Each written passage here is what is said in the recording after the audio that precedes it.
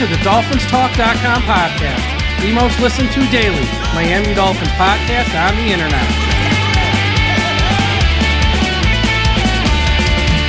Miami's got the Dolphins, the greatest of all. Come on, Dolphins fans. Time to fins up. We're in the air, we're on the ground, we're always in control. And when you say Miami, you're talking Super Bowl. Cause we're the Miami Dolphins, Miami Dolphins, Miami Dolphins number one. Miami Dolphins, Miami Dolphins, Miami Dolphins number one.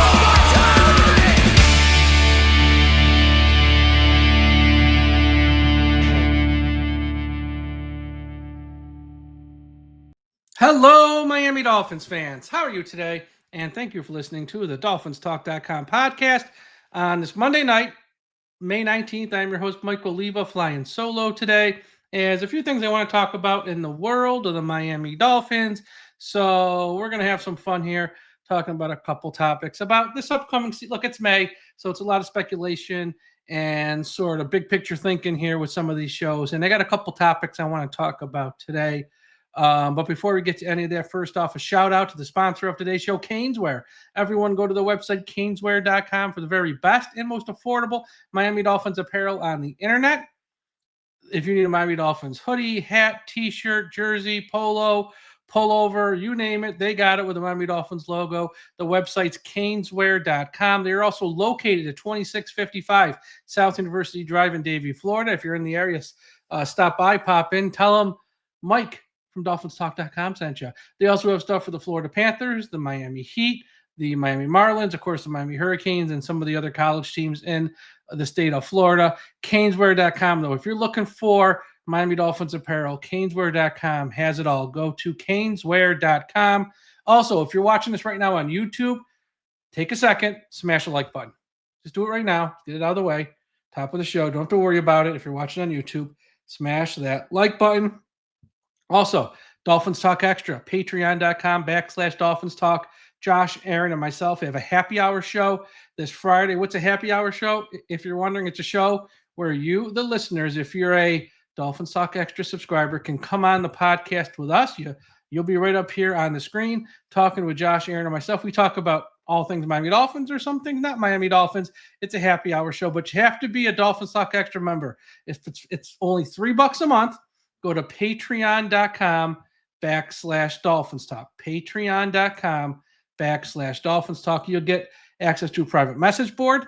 You will get bonus podcasts, some about the Dolphins, some not. You will be also entered in every contest automatically, and we have very special contests for only Dolphins Talk Extra members where you can win apparel, shirts, hats, stuff like that, as well as autographed memorabilia from Miami Dolphins players and a whole bunch of fun stuff. Patreon.com/Dolphins Talk. One last bit of housekeeping.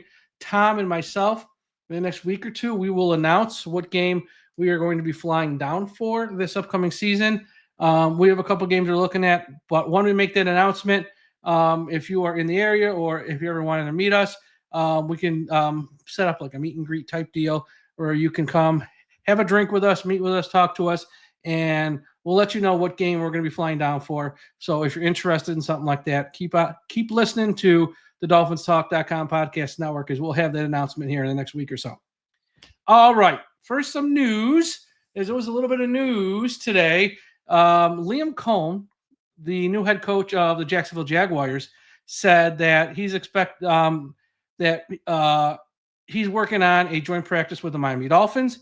So expect the Miami Dolphins and Jacksonville Jaguars to do a joint practice. That would take place in Miami, and that would be prior to the third preseason game. Remember, there's only 3 preseason games now. Miami plays Jacksonville at Hard Rock Stadium, the third and final preseason game.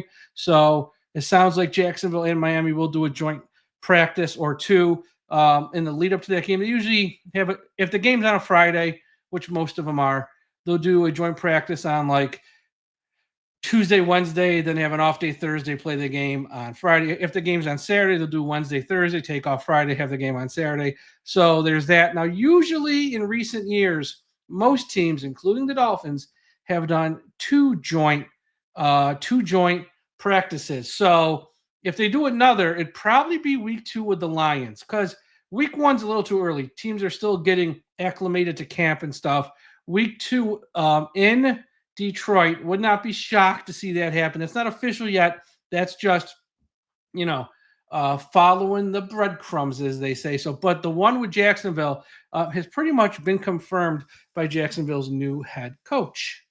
There's also a report out there, which I cannot confirm, but I'm going to talk about it real quick. I can't confirm it, and I don't see anyone truly confirming. It's from one of these Twitter accounts that aggregate a lot of stuff and cover football, but they don't even source where they got this from. It's sort of that trust me, bro type of reporting, which I'm not saying is always wrong. It's just you got to be careful with it and take it with a grain of salt. And they are saying that offensive tackle, free agent offensive tackle, Jedrick Willis of the Cleveland Browns is talking to Miami. I don't know if that's accurate or not. Like I said, I'm working on trying to confirm that, but there's a rumor out there that Miami might be that they've reached out to Jedrick Willis of the Cleveland Browns, who is currently a free agent. He's had some injuries in recent years. He also was at Alabama with Tua Tagovailoa, so there's a familiarity there. Essentially, if they sign him, he would be your backup left tackle. He'd be your backup right tackle coming off the bench. He would supplant the guy they signed from the Bears there, Larry Borom. He'd be your first offensive tackle off the bench there. So we will keep an eye on it. Although again, I don't know. It's some of those accounts.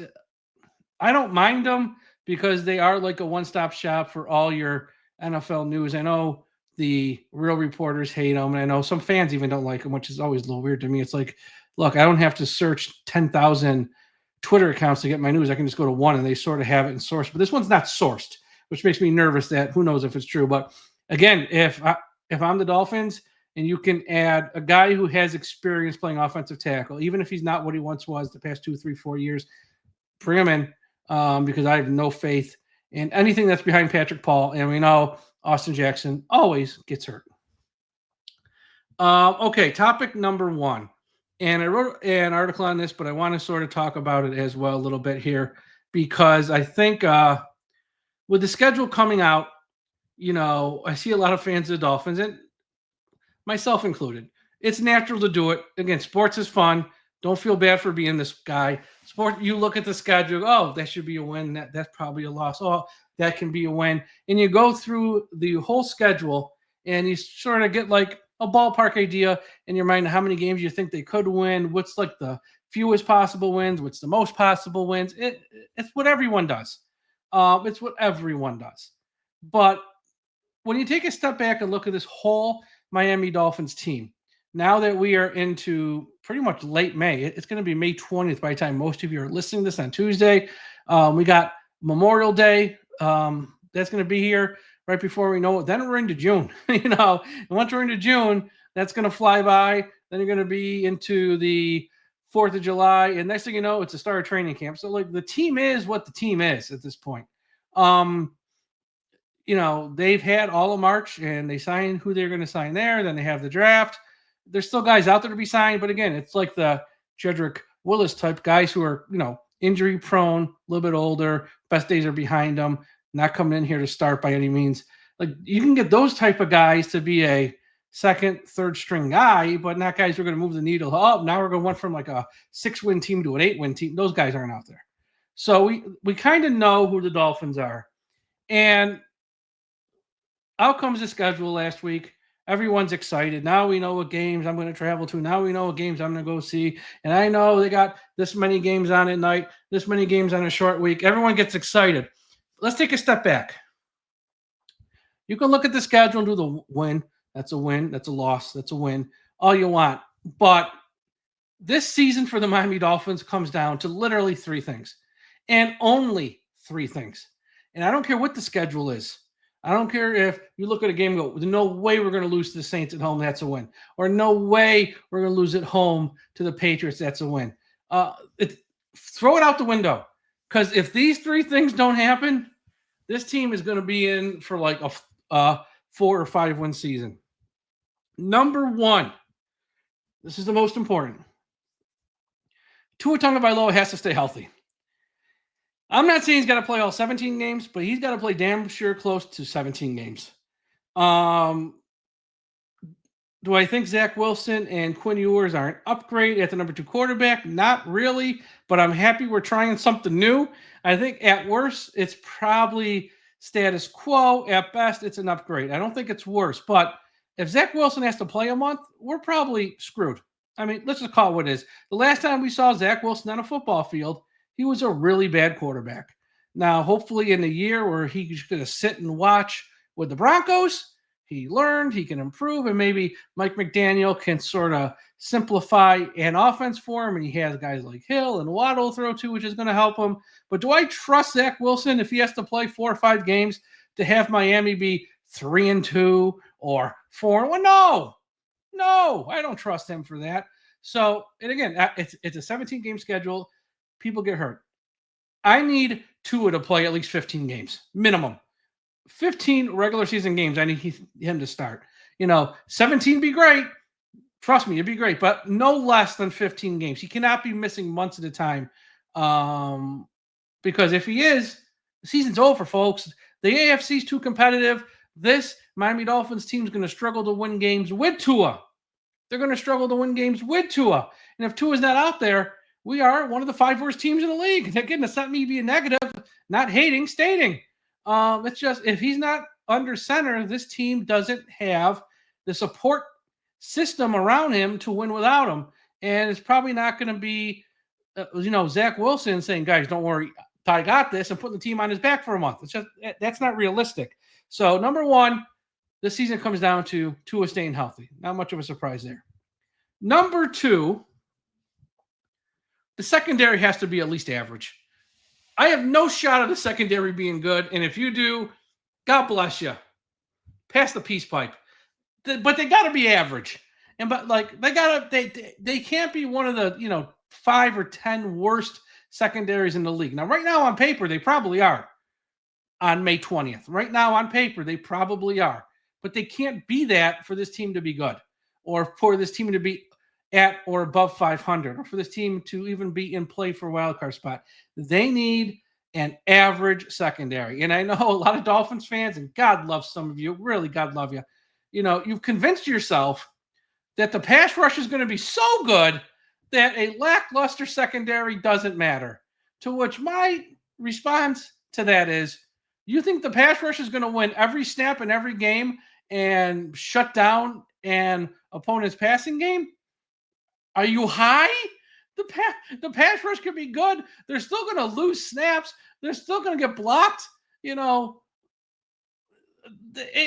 idiotic. It's absolutely idiotic to think that the pass rush is going to be so good. It's going to be the 1985 Chicago Bears, where it doesn't matter who's in the secondary. It's going to shut down passing games. Look, Ashton Davis is a marginal NFL player. Afedi Malafanu on a good team's a third safety playing limited snaps. If that's our 2 starting safeties, that's not good. Again, I've said this on previous shows. I'll say it again, and I'll probably say it more down the road. Afedi Malafanu, if he wasn't injury prone, probably could be a starter. He's injury prone. If you expect him to play starter snaps, be on the field for every snap, he will be on IR and out for 4 to 5 weeks by October 1st, if not sooner. It's just not going to work. And then at cornerback, if the plan is, year 3, we got Cam Smith, don't worry, everything's going to be fine. That's not a plan. That's just, lighting candles, saying a prayer, and hoping. That's just not going to work. So there's that aspect of this. Storm Duck, he's an undrafted rookie. Ethan Bonner, whatever. Ramsey, we know, is going to be gone soon. It's just they need to bring in more bodies in the secondary to at least be average, to just be average. They cannot be awful. And that's going to be the biggest question we have on that side of the ball. Because if that secondary, this is a pass-happy league. We are I'll say it right now, week 1, people are laughing at the Colts. Anthony Richardson, Daniel Jones. The Colts are laughing at us, looking at our secondary, going, hey, that's going to be the best game that Jones has all year at quarterback. He might throw for 310 and 4 touchdowns against that secondary. Now, week 2 on, he might look like the old Daniel Jones, but week 1 against that secondary, he might actually look pretty damn good. So, take off the homer glasses here and let's be realistic about what we have in the secondary. And if you think the pass rush is going to win every down and sack the quarterback in every play, or it's not going to matter, you really don't understand football. Sorry, not sorry. Point number 3, and this is right up there, is one of the most important ones here. Why it's in my top 3, and these are in no special order. Mike McDaniel just must be respected by his own team, and he must be a better game day coach. The respected part, guys got to show for time on meetings. Guys have to actually listen to him and respect him. If they don't, I don't care about anything else I said. You could have an all-star secondary. You could have number 1 play every game 17. If the players don't respect the head coach, you're done. You can't win this. Can't win that way in this league. The players must respect. Now, it sounds like he's running off some of these guys. Some of these guys that aren't here anymore. Holland, Ramsey, he's running a few of them off. And you don't have to read between the lines. You don't have to be Scooby-Doo to be like, why are these guys not coming back? Why are they not trying to keep them? Well, I'll tell you why. They were probably part of the problem, who didn't respect the head coach, showing up late for meetings, and they would fine them. It didn't matter because they're so rich. Fine them. It didn't matter because they're so rich. Fine them. It didn't matter because they're so rich. They're just getting rid of them. And, he's got to be respected by the final 53 who make this roster. And if he's not, we're done. And then on top of that, on Sundays, he's got to be better. He's got to know when to throw the challenge flag. He's got to know on 3rd and 1, 3rd and 2, let's not throw a sideways pass. We're running the ball for 4.5 yards a carry. Let's just turn and hand off. If they stop it, fine. If they don't, then why would I try something like he's got to be better on game days? He just does. He's a bad game day coach. I know fans love him. He's funny and the jokes. I get it. But on Sundays, for that 3-hour window where it's all on him, he hasn't been good. And it gets worse year after year. He must turn that around. So those are the 3 main issues. Otherwise, this is a 4 or 5 win team, folks. It is, on paper, the offensive line is shaky at best. Shaky. You're shaky at left tackle. You got a rookie at 1 guard, and your other guard is coming off a major injury, and your right tackle is injured more than a quarterback. It's a shaky offensive line. Your secondary, as of today, sucks. And your pass rush is coming off. You got one guy in Chubb coming off a 3rd ACL, and the other guy in Jalen Phillips, who might not be ready for the start of the season. There are a lot of question marks, and I'm telling you, if the quarterback's not healthy for at least 15 games, if your head coach isn't good, and if your secondary can't at least put out an average performance, you cannot overcome those things. So it's not me trying to be the sky is falling, doom and gloom. I'm giving you real talk. Okay, I'm giving you real talk right here about what this team is and what this team isn't, and the 3 most important things that they need to do, that they need to be to get to 9 or 10 wins and sneak in as a wild card to at least have a chance to win a playoff game. At least have a chance. Okay, quick shout out to everyone listening at finheaven.com. Everyone go to finheaven.com, the largest Miami Dolphins message board on the internet. Also a shout out to our friends at the I Am a Miami Dolphins Fan Facebook page, run by the great and talented Carlos Hernandez. If you're on Facebook, please be sure you are part of the I Am a Miami Dolphins Fan Facebook page.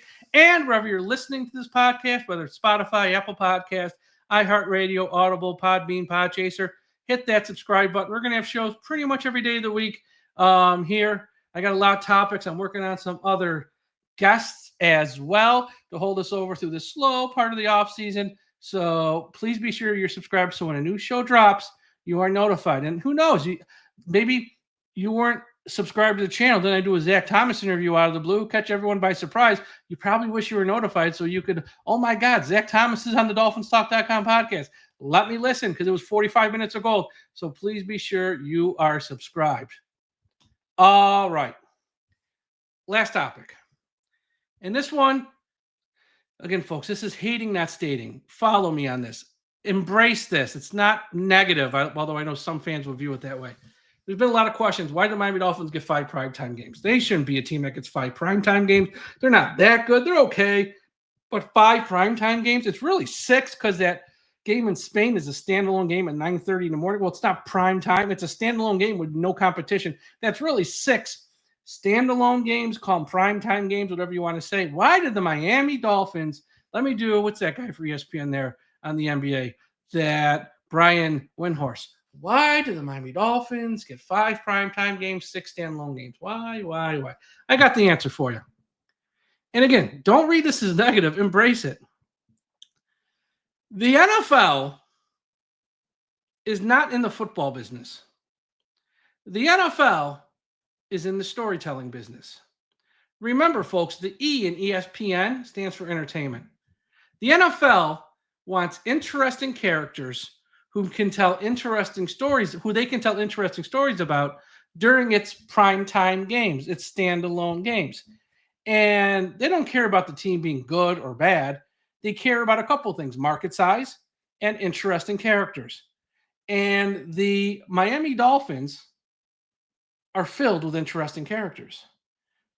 And that's when you got your Thursday night game, your Sunday night game, your Monday night game. You can't predict if the game's going to be close. You can't predict if the game's going to be good. What you can predict is, can we tell an interesting story about one of the teams in our league during that 3-hour block where the game's on?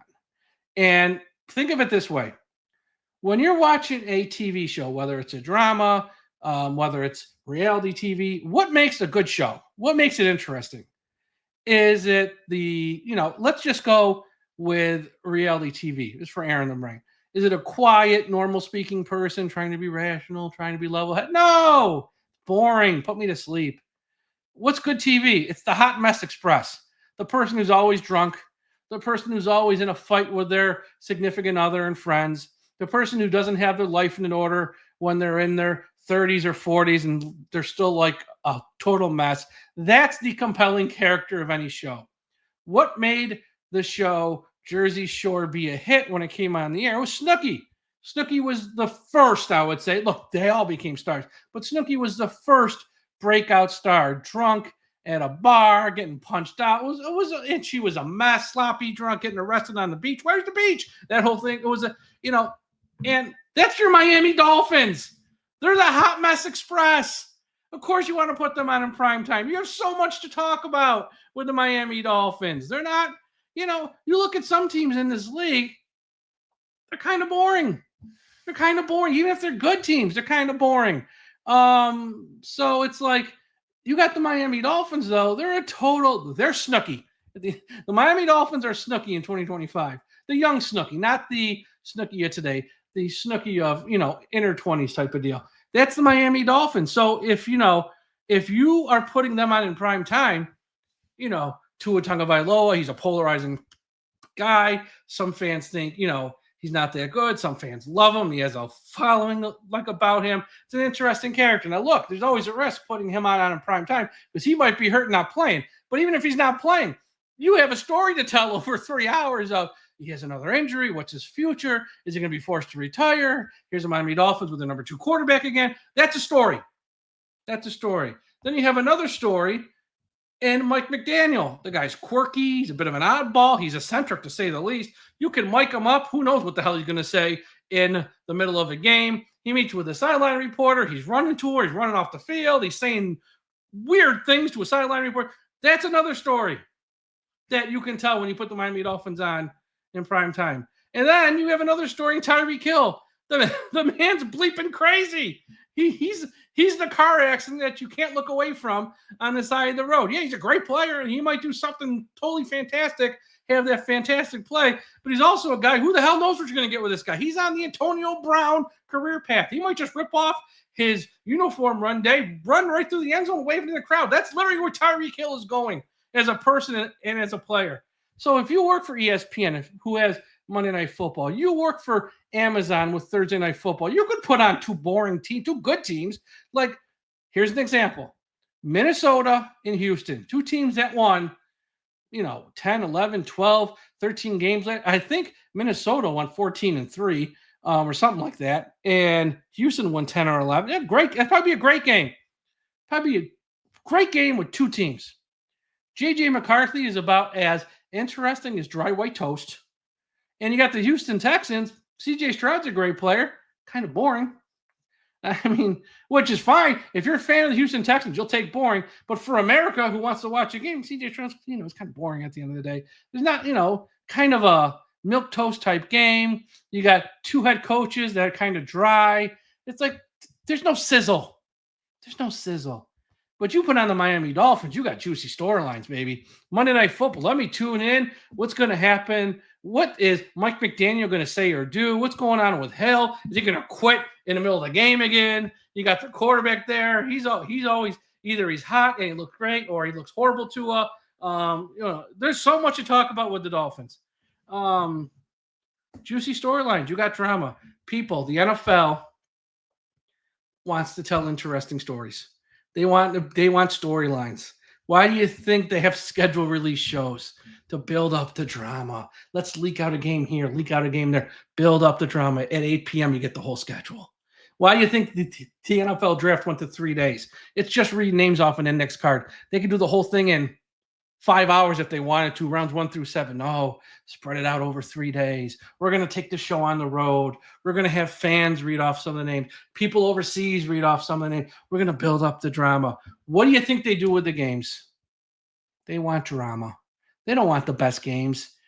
They want the highest ratings. And how do you get the highest ratings? Well, you put on your New Yorks, your Chicagos, LA's, the biggest markets with the most eyeballs. You put on the Cowboys, the most popular team in America.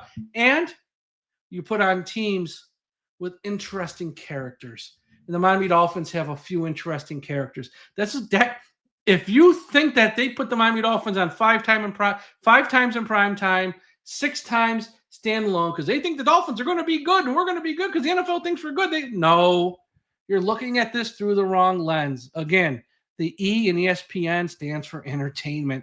The NFL is in the storytelling business. They're in the entertainment business. They're not in the football business.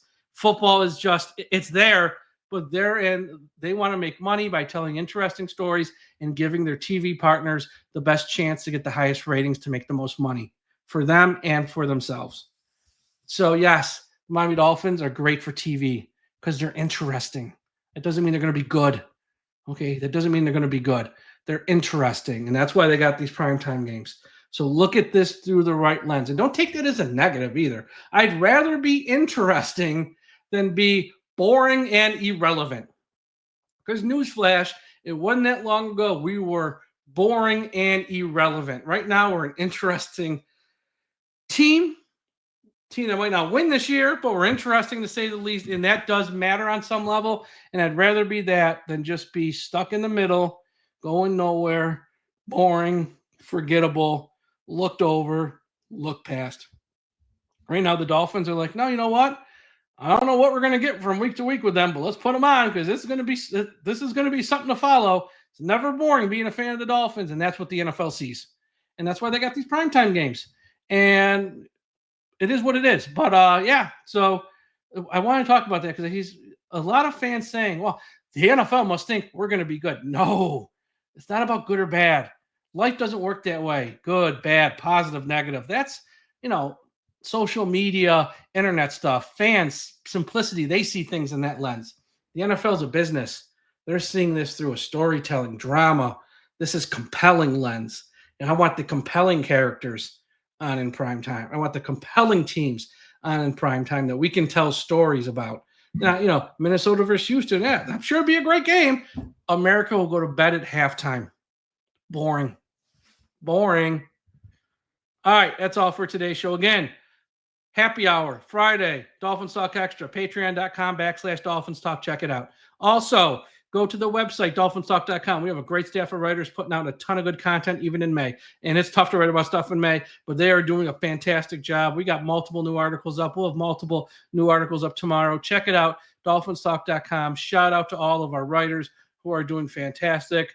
We got Jackson, Jesse, Chris, Jason, Carlos, Dorian, Tyler, Brian, Rafi, Kyle. He's doing a fantastic job. Kyle, we love Kyle. So many great writers. Ryan Van Hoover. I hope I didn't leave anyone out, but yeah, check them all out. They're putting out great content. And thank you for listening to this podcast. Everyone have a great Monday night. Have a great Tuesday. We'll talk to you again after a while. Folks, don't forget, we must put an end to Highway. Hey everyone, Mike here from DolphinsTalk.com. Real quick, I just want to give a thank you for watching this video. Please be sure to smash that like button and subscribe to our channel. Also, just want to say thank you for all the support you provide us here at DolphinsTalk.com and have over the many years. We thank you. Thank you. Thank you. It's much appreciated. Without you, there would be no us. I know there are so many other podcast options out there these days, whether it's true crime, the NBA, Major League Baseball, news, politics, and of course, other Miami Dolphins podcasts as well. We really do appreciate you taking a few minutes out of your day each and every day to watch our stuff here at DolphinsTalk.com. Also, if you like this show and want more content from us, please be sure to sign up for Dolphins Talk Extra. Go to patreon.com/Dolphins Talk. We have a private message board where you can interact with only extra members and ourselves here, the staff at the website. We have extra podcasts about the Dolphins and also extra podcasts not about the Miami Dolphins. And we give away a ton of prizes. We have a ton of contests that are exclusive to Dolphins Talk Extra members. We give away autographs, memorabilia, jerseys, hats, all that fun stuff. So everyone, please be sure to go to patreon.com/Dolphins Talk. It's $3 a month. It's really cheap. You'll have a lot of fun. Trust me. But once again, thank you so much. Everyone have a great day.